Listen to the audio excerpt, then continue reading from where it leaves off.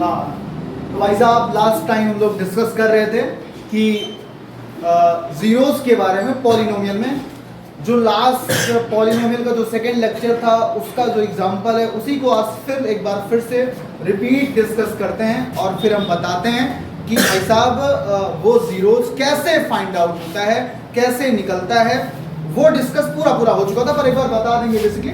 पर इंपॉर्टेंट ये था कि रूट जीरोस मतलब जीरोस से इक्वेशन कैसे निकलते हैं, जीरोस से कैसे तुम पता चलेगा कि कौन सा इक्वेशन है, उसको कैसे समझोगे, उस चीज के बारे में बात करेंगे जो लास्ट टाइम हमने जहां पर बताया था। पर एक बार उस चीज को रिवाइज करने वाले हैं। तो हमारा जो इक्वेशन था उसी को हम लेते हैं। इक्वेशन था हमारा x² - 5x + 6 ये था, और हमने इसका क्या फाइंड आउट किया था, जीरोस फाइंड आउट किया था। तो जीरोज के लिए मैंने बताया था जीरो के बराबर करेंगे, x² - 5x + 6 = 0 हो जाएगा। इसको ब्रेक डाउन करोगे तो -3x - 2x + 6 = 0 हो जाएगा। x को लिया कॉमन तो x - 3 - 2 को लिया कॉमन तो x - 3 बराबर कितना हो जाएगा, 0 हो जाएगा। x - 2 × x - 3 this will equal to 0। x की एक बार ये बराबर 0 होगा, एक बार ये बराबर। सारा पुराना लेक्चर देख लीजिएगा भाई साहब जिन्होंने नहीं देखा है। ये इसके बराबर 0 और ये इसके बराबर 0, तो x की वैल्यू आएगी 2, x की वैल्यू आएगी 3। पर ये तो कब था, जब हमें इक्वेशन पॉलिनोमियल गिवन है तो उसके बेस पे हम पता चल जाएगा हमको कि हमारा रूट, हमारा जीरोस क्या क्या है। पर अगर सिंपल लैंग्वेज में हम बात करें, अगर तुम्हें ये दिया हो तो कैसे फाइंड आउट करोगे कि तुम्हारा ये इक्वेशन है, मतलब इस जीरोस का, इन दोनों जीरोस का पॉलिनोमियल कौन है, ये वाला है। हमने एक और कहा था, चलो हमने कहा था कि भाई साहब एक और काम करते हैं, एक और p of x को लेते हैं। और यहाँ पर p of x कौन सा था, 2x² - 10x + 12। हमने कहा था एक और p of x को ले लो, जो p of x कौन सा था, 3x² - 15x + 18। हमने तीनों को लिया था, और लास्ट टाइम जब हमने इसको डिस्कस किया था तो हमने ये निकाला था कि तीनों का जीरोस कैसे आता है, सेम आता है। क्या होता है, तीनों का जीरोस सेम आता है। तो अगर तीनों का जीरोस सेम आता है, आइए इसके एक बार जीरोस फिर से निकाल के हम डिस्कस कर लेते हैं। क्या करेंगे, p of x बराबर क्या हो जाएगा, 0। तो 2x² - 5x, 2x² - 10x + 12 = 0। Basically हुआ क्या बताओ, -6x - 4x + 12 this is equal to 0। यहां से हम 2x को कॉमन लेंगे तो यहां से क्या आएगा, x - 3 आएगा। -4 को लेंगे कॉमन तो x - 3 आएगा बराबर 0। तो 2x - 4 इंटू क्या, x - 3 this is equal to 0। एक बार ये बराबर 0 होगा तो 2x - 4 बराबर 0 होगा, और एक बार x - 3 बराबर 0 होगा बेसिकली। तो 2x बराबर कितना हो जाएगा, 4, और x बराबर कितना हो जाएगा, 2। यहाँ पर x बराबर कितना आ गया, 3। लो भाई साहब एक दूसरा इक्वेशन, दूसरा पॉलिनोमियल, और हम ये देख पा रहे हैं इसके भी रूट सेम हो चुके। सिमिलरली हम इसके भी रूट को फाइंड आउट करते हैं, तो इसका भी रूट अभी देखेंगे। p of x बराबर 0 करेंगे तो 3x² - 15x + 18 = 0। यहाँ पर हो जाएगा 3x² - 9x - 6x + 18 = 0। यहाँ से हम 3x को लेंगे कॉमन तो यहाँ पे क्या आएगा, x - 3 आएगा। -6 लेंगे कॉमन बेटा तो x - 3 आएगा। फिर से वही काम होने वाला है, 3x - 6 × x - 3 बराबर 0। फिर से 3x - 6 बराबर 0, तो यहाँ से x बराबर 2 आएगा, और x - 3 बराबर 0 तो x बराबर 3 आएगा। अब ध्यान से समझते हैं बेसिकली यहाँ पर हुआ क्या है।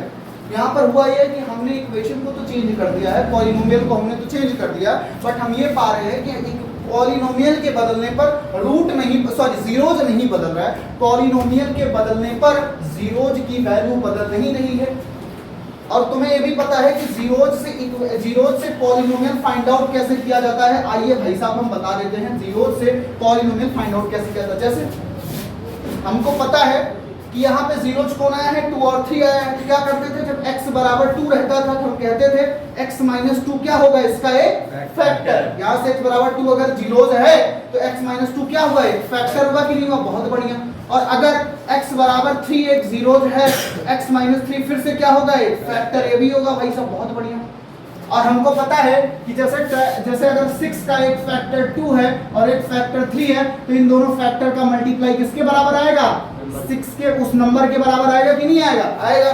तो एक नंबर है जिसके दो फैक्टर है, x-2 है, x-3 है, तो नंबर कैसे पता चलेगा? इन दोनों का मल्टीप्लाई करने पर। तो चलो p ऑफ x को हमने मल्टीप्लाई कर लिया, तो कितना हो गया? x-2 into x-3। जरा इनका मल्टीप्लाई करके देखो तुम्हें मिलता है, दिख रहा है ना यहाँ पे? p ऑफ x क्या मिलेगा बताओ? x², यहाँ पे -3x, यहाँ पे -2x, और ये हो जाएगा +6।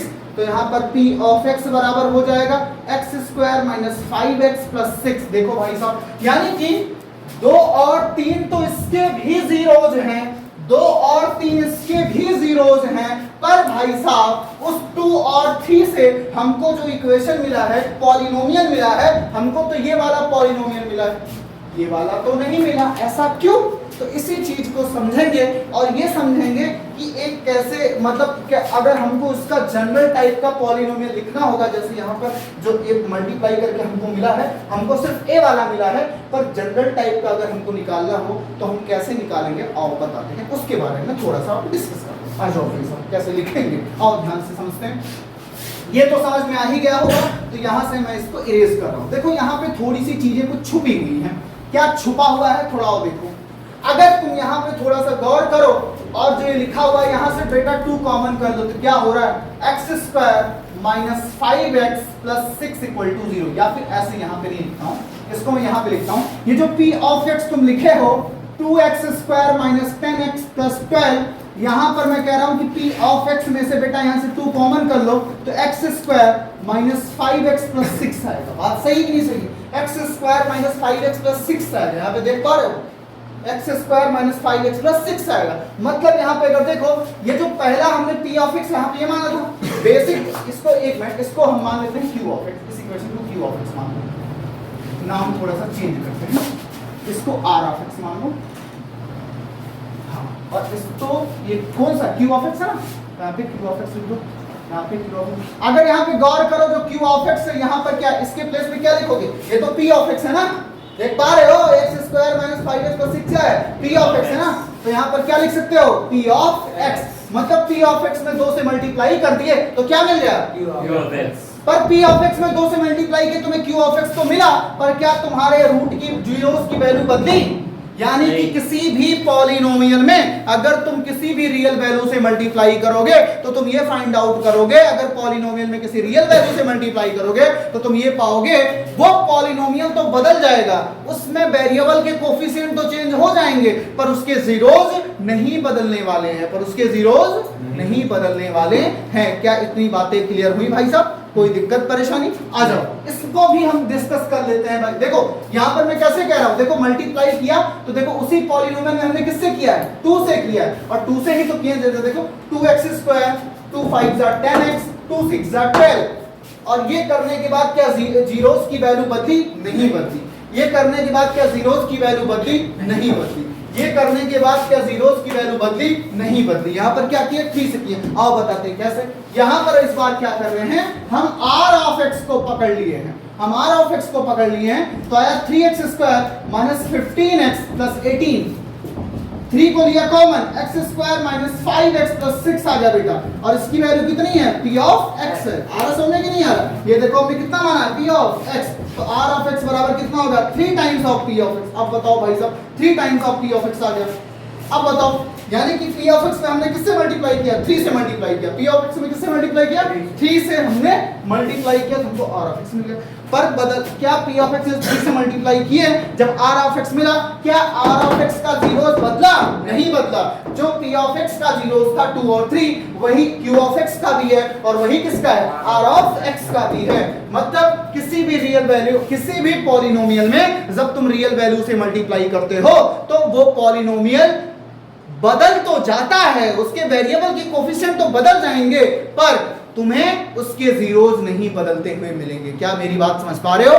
समझ पा रहे हो? बहुत बढ़िया। जैसे अगर अब तुम्हें कोई कहे कि भैया ये, मतलब अगर कोई पूछे, भाई साहब यहाँ पे क्वेश्चन आएगा कि लेकिन 2 और 3 से तो हमें सिर्फ यही इक्वेशन मिल रहा है, ये वाला इक्वेशन क्यों नहीं मिल रहा है? तो आओ बताते हैं। एक बात बताओ, ये जो इक्वेशन बना है x - 2 × x - 3, यही से तो बना है।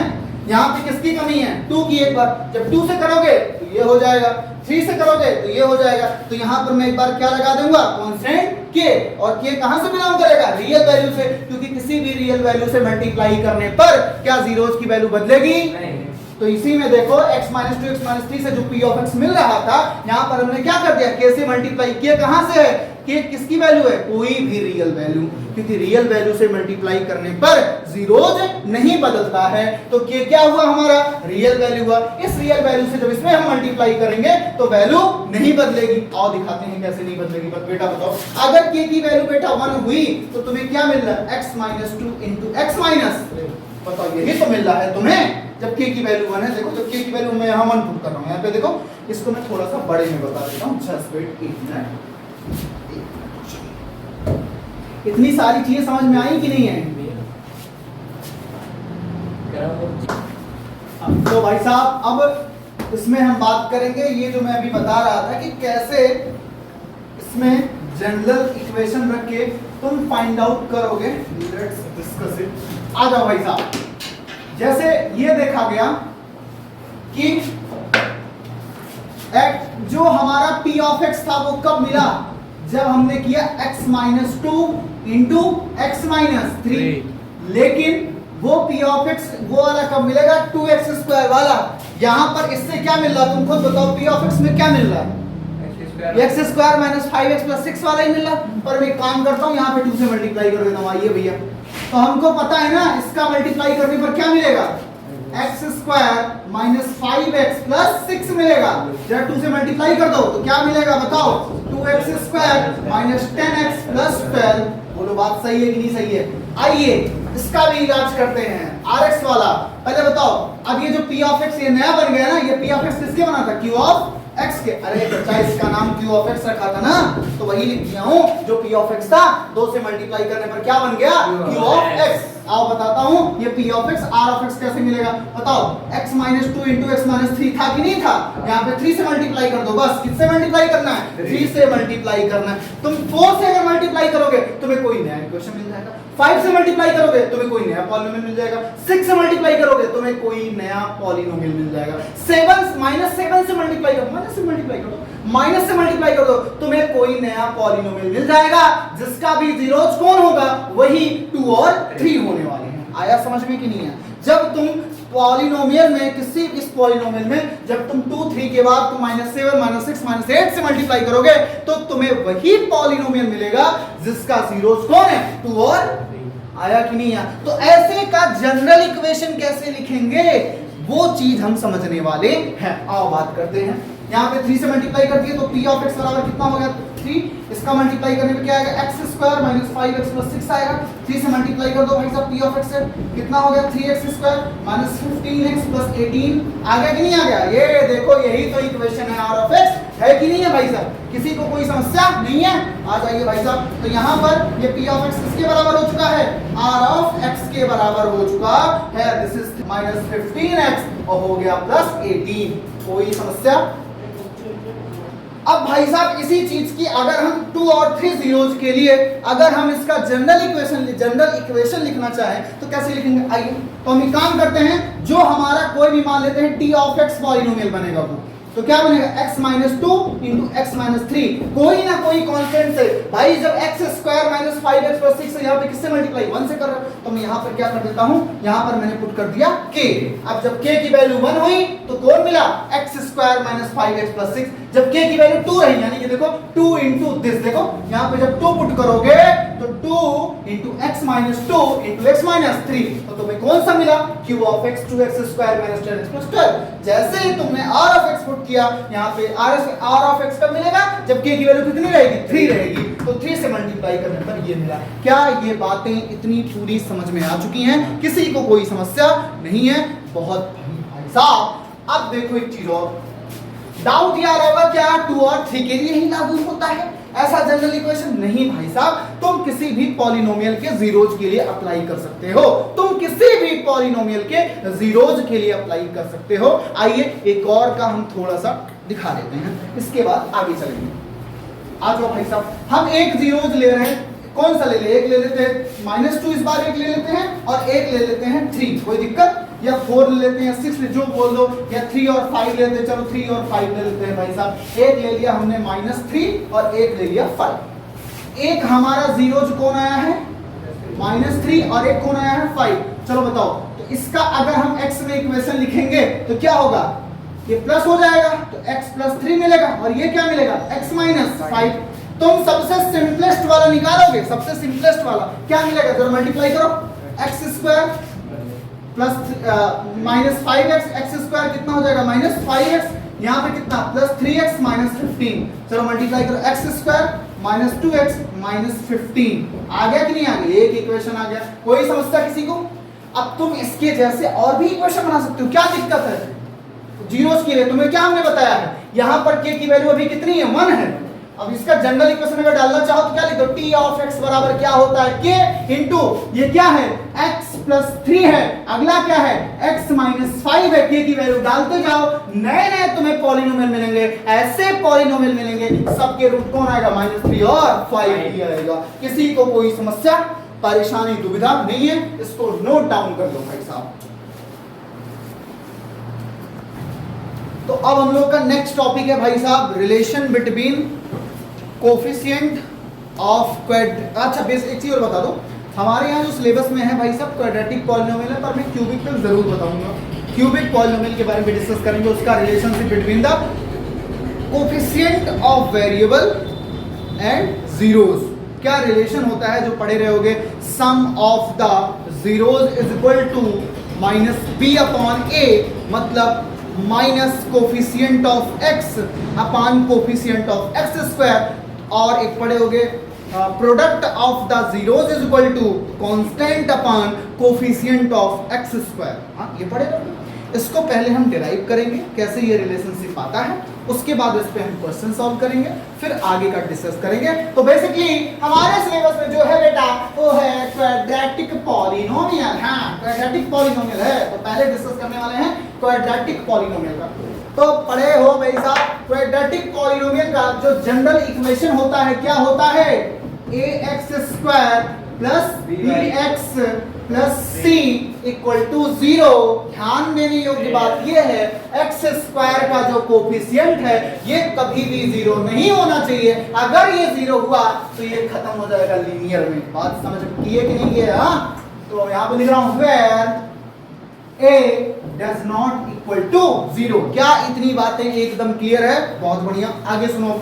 हेलो भाई साहब, हाँ अब सुनो, इसके जीरोज का रिलेशन एस्टेब्लिश करना है, किसके कोफिशिएंट के साथ इसके, तो इसके जीरोज को पहले मानना पड़ेगा। तो हमने मान लिया इसके कितने जीरोज है बेटा, 2 जीरोज है। कौन कौन, एक अल्फा है बेटा और एक बीटा है।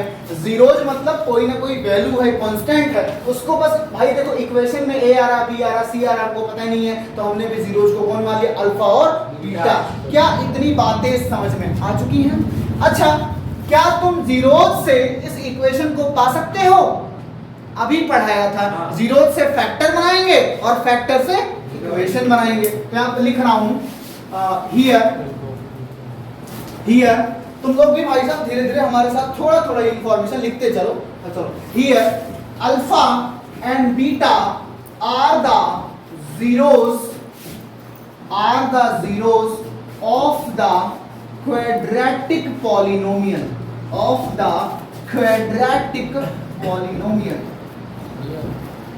कोई दिक्कत परेशानी यहाँ पर भाई साहब? तो here alpha and beta are the zeros of the quadratic polynomial. तो बहुत बढ़िया बेटा, यहाँ पे हम प्रूफ करने चल रहे हैं, ध्यान समझना।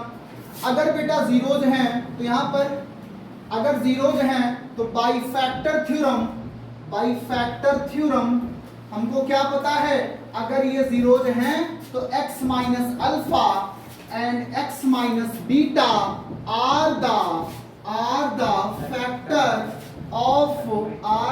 फैक्टर ऑफ किसके, हाँ पॉलिनोमियल कौन सा है, are the factor of p of x। किसी को कोई समस्या यहाँ तक, कोई परेशानी नहीं है ना? बहुत बढ़िया बात है, आगे स्टार्ट करते हैं हम।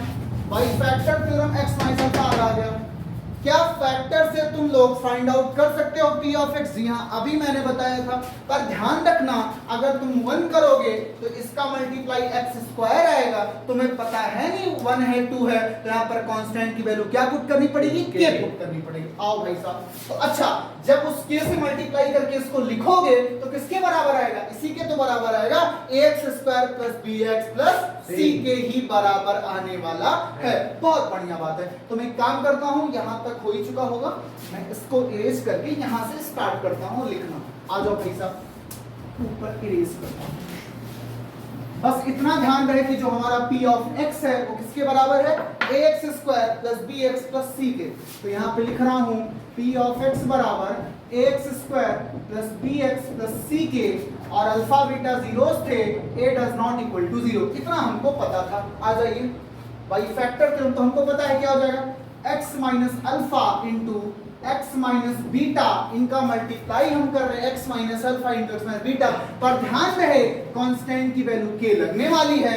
ये किसके बराबर आ जाएगा बेटा, ax square plus bx plus c के। भाई ये की कोई ऐसी वैल्यू तो होगी ना जिससे इसमें मल्टीप्लाई करने पर हमें कौन सा इक्वेशन मिलेगा, ये वाला मिलेगा। क्या मेरी बात सबको समझ में आ रही है? किसी को कोई समस्या परेशानी दुविधा नहीं है? आइए, बहुत अच्छी बात है। अब हम आगे चलते हैं बेटा, यहाँ पर आओ, इसको हम थोड़ा सा इरेज कर रहे हैं, थोड़ा सा नहीं, पूरा सा। हाँ? आओ, अब कुछ नहीं करना है, मल्टीप्लाई ही करते चलना है।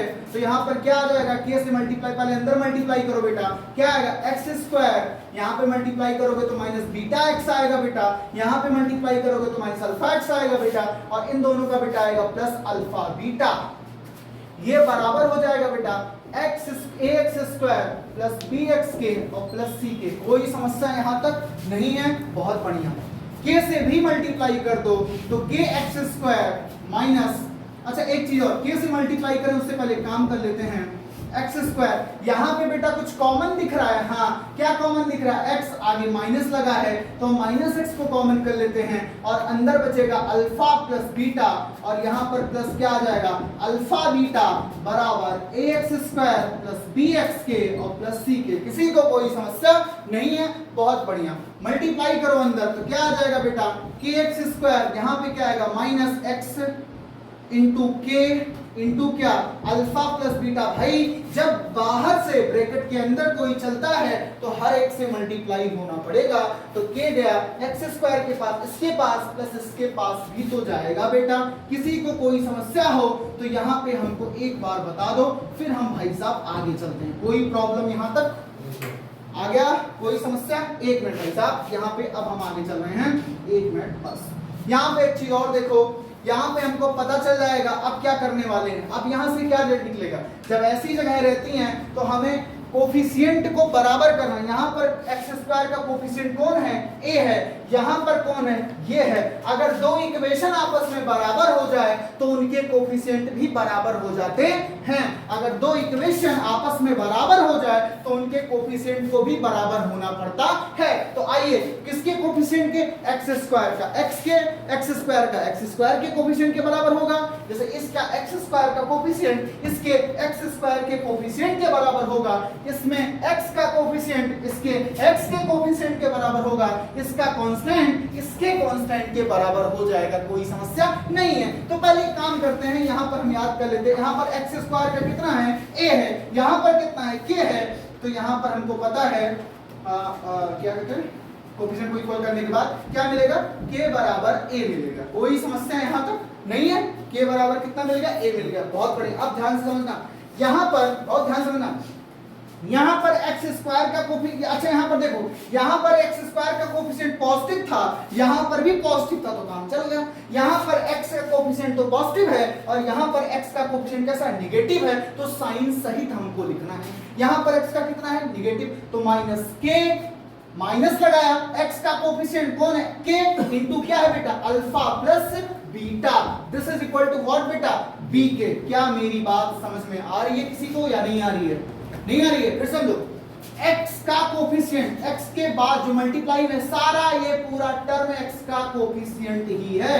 ये जो पूरा टर्म दिख रहा है ये पूरा x का कोफिशिएंट ही है। किसको नहीं समझ आ रहा? सबको आ रहा ना? कोई दिक्कत परेशानी नहीं है? आ गया ये किसके बराबर हो गया? x का कोफिशिएंट कौन है? b है, b के बराबर हो चुका है। किसी को कोई समस्या यहां तक नहीं है? आइए फिर से यहां पर c को बराबर करो, c वाला कांस्टेंट c है बराबर किसके? अब कांस्टेंट कौन है यहाँ पर? अब तो देखो यहाँ पर कांस्टेंट के बराबर। कांस्टेंट क्या है? पूरा k इंटू अल्फा बीटा पूरा ही कांस्टेंट है। अब यहाँ पर क्या होगा? कोफिशिएंट के बराबर और कांस्टेंट के बराबर। कांस्टेंट कौन है? c है। यहाँ पर कौन है? k into alpha into beta है। तो क्या हो जाएगा? k into alpha beta. पर यहाँ पे गौर करने वाली बात पता क्या है? k की वैल्यू तो a के बराबर है, तो k की वैल्यू तो यहाँ पर a पुट कर दो, माइनस a क्या हो जाएगा? Alpha plus beta. थोड़ा गौर कीजिएगा बेटा, तो अल्फा प्लस बीटा को एक साइड रखिए और यहाँ पर जाएगा नीचे माइनस a। माइनस नीचे अच्छा नहीं लगता है तो ऊपर भेज दो, तो अल्फा प्लस बीटा बराबर कितना आ गया? Minus b upon a।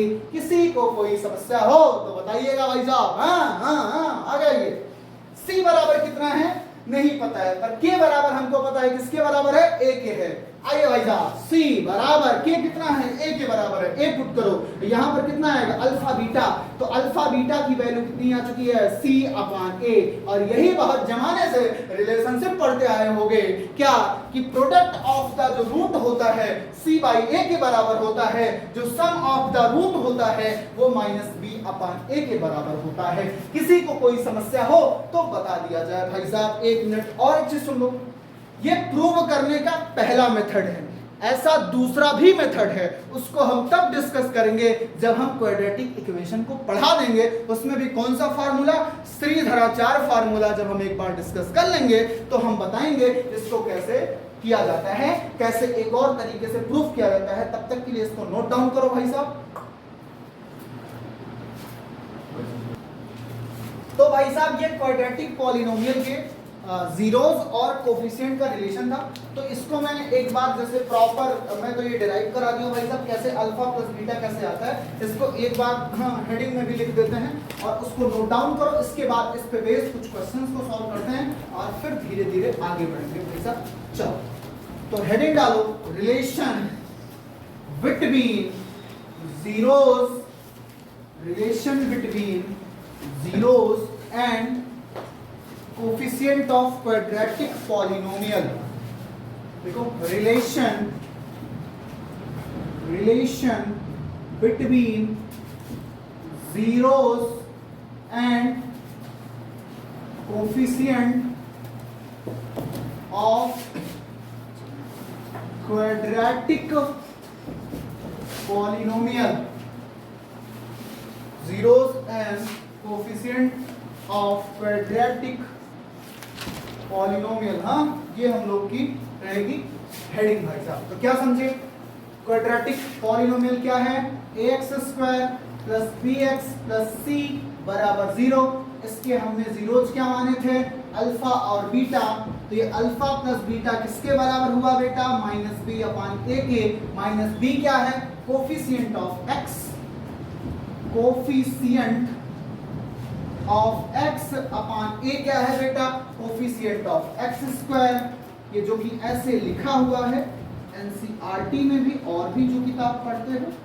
यहाँ पर फिर से प्रोडक्ट ऑफ द रूट, एक चीज और, इसको बोलते हैं sum of the root, sum of the sorry zeros, sum of the zeros.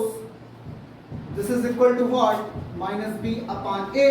या फिर वही कोफिशिएंट ऑफ x। एक मिनट, यहाँ पे नेगेटिव का साइन लगेगा, यहाँ पे नेगेटिव का साइन लगता रहेगा, upon coefficient of x square, coefficient of x इसका स्क्वायर। ये हो चुका है। एक और फार्मूला इसी के साथ ऐड अप होगा, क्या होगा? अल्फा बीटा का, ये पहला हुआ। ये पार्ट हुआ इसका। एक और है जो कि क्या बोलते हैं? अल्फा इंटू बीटा, मतलब इसको बोलेंगे सम ऑफ द रूट। ये होता है सम ऑफ द जीरोस। ये होता है product of the zeros. This is equal to what? Alpha into beta. ये किसके बराबर होता है? c अपॉन a के। बेसिकली बोले तो कांस्टेंट टर्म अपान किसका ए क्या है बेटा, coefficient of x square, coefficient of x square. फिर से सुनो, इन चीजों को नोट डाउन पहले करो फिर सुनते रहो। सुनो ध्यान से, इसका मतलब क्या है, कैसे इसको यूज करोगे, थोड़ा सा सुन लो। मैं कह रहा हूं relation between the zeros and coefficient of quadratic polynomial, अगर इसके अल्फा बीटा है तो क्या करना है, जो भी तुम्हें क्वाड्रेटिक पॉलिनोमियल दिया हुआ है, जो भी तुम्हें क्वाड्रेटिक पॉलिनोमियल दिया हुआ है, उसमें सम ऑफ द रूट, जो कि इसके जो भी जीरोस आएंगे, हमने यहाँ पे अल्फा बीटा माना तो अल्फा बीटा, कहीं पर 2 और 3 आ रहे हैं तो 2 और 3 नोट डाउन कर लेना, कहीं पर 5 6 आ रहे हैं तो 5 6, कहीं पर -5 और 3 आ रहे हैं तो यहाँ पर अल्फा बीटा के प्लेस पे उन जीरोज को तुम पुट करने वाले हो। तो हमारा जो भी हमारा रूट रहेगा उनका सम करेंगे। यहाँ पे दिख नहीं रहा होगा, चमक रहा होगा, तो इसके पहले दिख गया होगा आप सभी को, नहीं दिख रहा होगा थोड़ा रुक जाइएगा भाई साहब। हाँ, तो ये जो इसके पहले जो कुछ भी हमारा जीरोज रहेगा उनका जो सम होगा वो -b/a के बराबर होगा।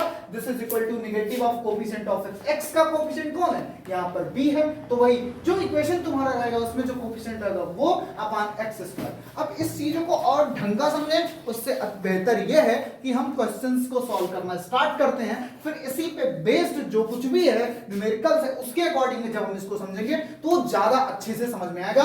यहां से जो कुछ भी रिकॉल करने की चीजें हैं, मेमोराइज करने की चीजें वो ये हैं, अल्फा सम ऑफ द, किसके लिए, लेकिन क्वाड्रेटिक पॉलिनोमियल के लिए है, तो अल्फा और बीटा जो हमारे जीरोज हैं इनका जो सम होता है वो -b/a होता है, और प्रोडक्ट ऑफ द जीरो जो कि अल्फा इंटू बीटा होता है वो c/a के बराबर होता है। ये रिकॉल करने की चीजें हैं, बाकी सारी चीजें नॉर्मल वे में हो जाएंगी। अब हम इसका एप्लीकेशन क्वेश्चंस के थ्रू समझेंगे, और एक बार इसको भी नोट डाउन कर लो। तो अब उसी टॉपिक से रिलेटेड जो पहला क्वेश्चन ये है कि find the zeros of the polynomial this 2x² + 5x - 12 and verify the relationship between its zeros and coefficient. और जो जीरोस और कोफिशिएंट के बीच जो रिलेशन पढ़े थे, अल्फा प्लस बीटा बराबर -b/a and alpha into beta is equal to c/a, उसी relationship को इस क्वाड्रेटिक पॉलिनोमियल के साथ वेरीफाई करना है। उससे पहले वेरीफाई करें, उससे पहले हम लोग को क्या निकालना है, जीरोस निकालना है। तो पहले हम निकाल देते हैं जीरोस। तो जीरोस निकालने के लिए जो पॉलिनोमियल दिया रहता है उसको हम किसके बराबर करते हैं, 0 के बराबर करते हैं। तो तुम लोग भी इस क्वेश्चन को अटेम्प्ट करो भाई साहब, चलो स्टार्ट करो, हमारे साथ अटेम्प्ट करो। 2x² + 5x - 12 बराबर पहले 0 करेंगे, 2x² + 5x - 12 this is equal to 0। अब क्या करेंगे, 12 2 = 24, तो 2x² + 8x - 3x - 12 this is equal to 0। यहां से हम कॉमन लेंगे 2x, यहाँ पे क्या आएगा x + 4 आएगा, यहाँ पर -3, यहाँ पे क्या आएगा x + 4 आएगा बराबर 0। तो यहाँ पे आएगा 2x - 3 this is equal to into 2x - 3 into x + 4 this is equal to 0 के बराबर हो जाएगा। यहाँ पे क्या करने वाले हैं, 2x - 3 बराबर 0 एक बार होगा, और एक बार होगा बेटा x + 4 बराबर 0। तो 2x बराबर एक बार होगा 3, तो x बराबर आएगा 3/2, और एक बार होगा x बराबर -4 के बराबर आ जाएगा हमारा ये आंसर। बहुत बढ़िया। अब इसके बाद हम एक काम करते हैं, इनके जीरोज के बीच में हम रिलेशनशिप एस्टैब्लिश करते हैं। रिलेशनशिप एस्टैब्लिश का मतलब हमें, अब देखो ये अल्फा पता चल गया और ये पता चल गया बीटा, ये अल्फा और बीटा हमें पता चल चुका है। अब इस अल्फा बीटा के बेस पर हम फाइंड आउट करेंगे जो रिलेशनशिप है बिटवीन जीरोज एंड इसके कोफिशिएंट के बीच में हम इसका रिलेशनशिप एस्टैब्लिश करेंगे। आ जाओ भाई साहब, तो ये हो चुका, इसको मान लेते हैं ये जो दे रहा है x = 3/2।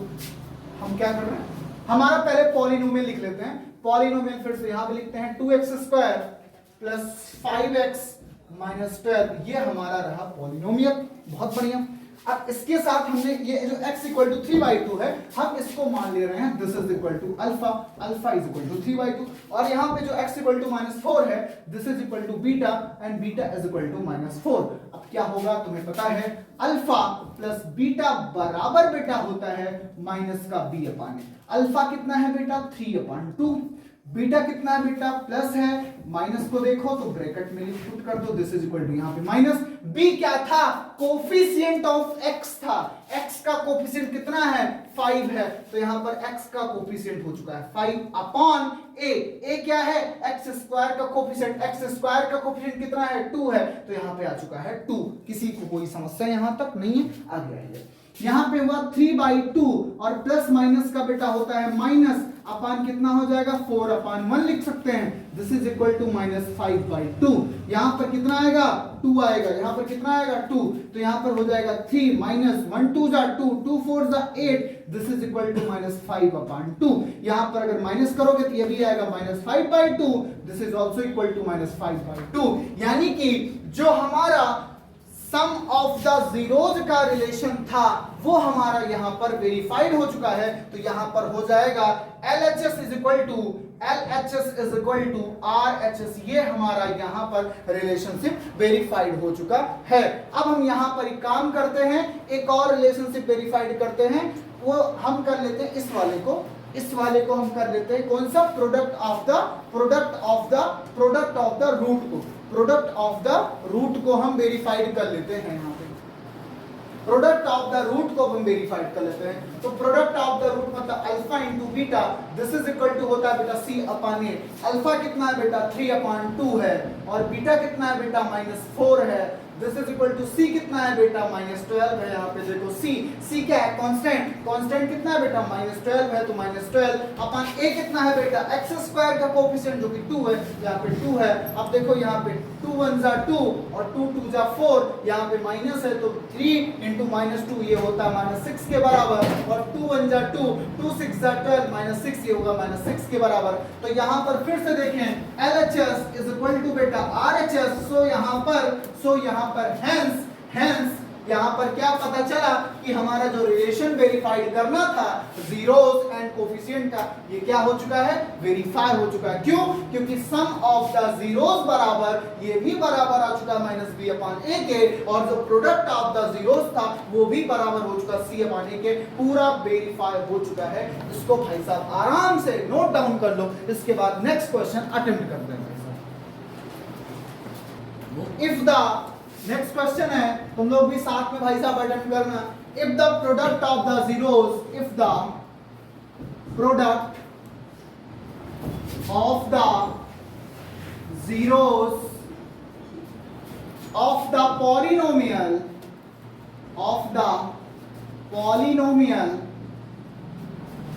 ax square minus 6 is 4, find the value of a, find the value of a। तो तुम्हें a की वैल्यू फाइंड आउट करनी है। चलो भाई साहब इस क्वेश्चंस को अटेम्प्ट करो, उससे पहले ये कॉन्सेप्ट दिमाग में रखो, कौन सा वर्ड यूज किया, प्रोडक्ट ऑफ द जीरोस। तो तुम्हें पता है प्रोडक्ट ऑफ द जीरोस का फार्मूला होता है alpha into beta is equal to C/A। तो यहां पे सॉल्यूशन स्टार्ट करते हैं,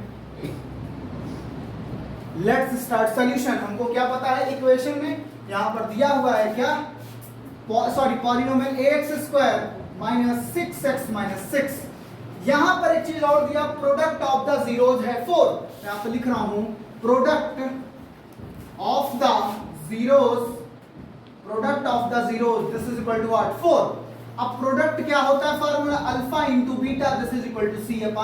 अल्फा बीटा की वैल्यू कितनी बेटा 4 है, अल्फा बीटा 4 है 4, C कितना है कांस्टेंट, C है बेटा -6 अपॉन A कितना है, A की वैल्यू तो एक्स स्क्वायर का कोफिशिएंट होता है, और एक्स स्क्वायर का कोफिशिएंट भी यहाँ पर बाय मिस्टेक कितना है, A ही है, A लिख दिया। अब क्या करते हैं भाई साहब, क्रॉस मल्टीप्लिकेशन, ये यहाँ पे जाएगा ये यहाँ पे जाएगा, तो 4 इंटू A बराबर हो चुका -6, A is equal to -6 upon 4, 2 2 जा 4, 2 3 जा 6, तो A की वैल्यू आ चुकी है -3/2। और ये CBSE में आया हुआ क्वेश्चन है, जो कि आया हुआ है बहुत जमाने पहले, CBSE 2009 का ये क्वेश्चन है, इसको भी नोट डाउन कर लो भाई साहब।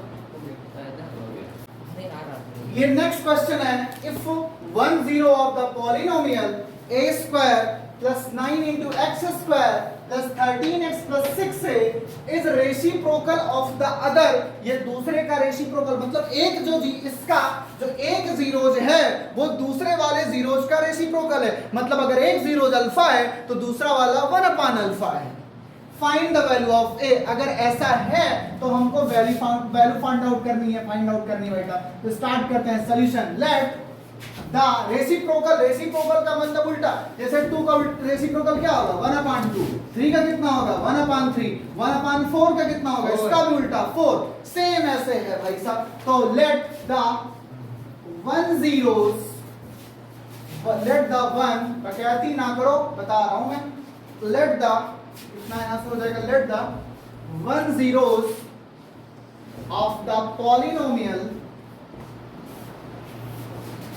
is alpha, then second one is कितना हो जाएगा बेटा 1/अल्फा। कोई समस्या नहीं है। अब यहाँ पे तुम्हें दिमाग लगाना है कि जो भी जीरोज का रिलेशन तुम लोग पढ़े हो कोफिशिएंट के साथ, वो या तो प्रोडक्ट पढ़े हो या तो रूट पढ़े हो। अगर तुम प्रोडक्ट करो दोनों रूट का अल्फा इंटू 1 पर, देखो तुरंत 1 के बराबर हो जाएगा।